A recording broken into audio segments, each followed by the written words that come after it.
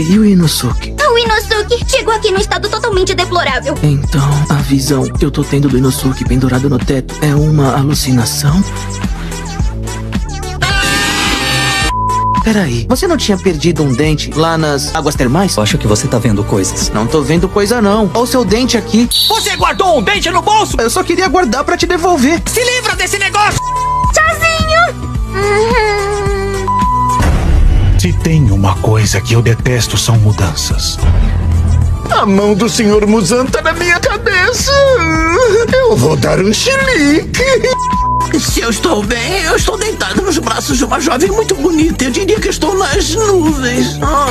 Mas que eu também caí de cabeça. Sai fora! Sou eu quem vai se tornar um Hashira! Eu acredito em você. Você só tá tentando me fazer baixar a guarda. Acha que eu não sei qual é a sua...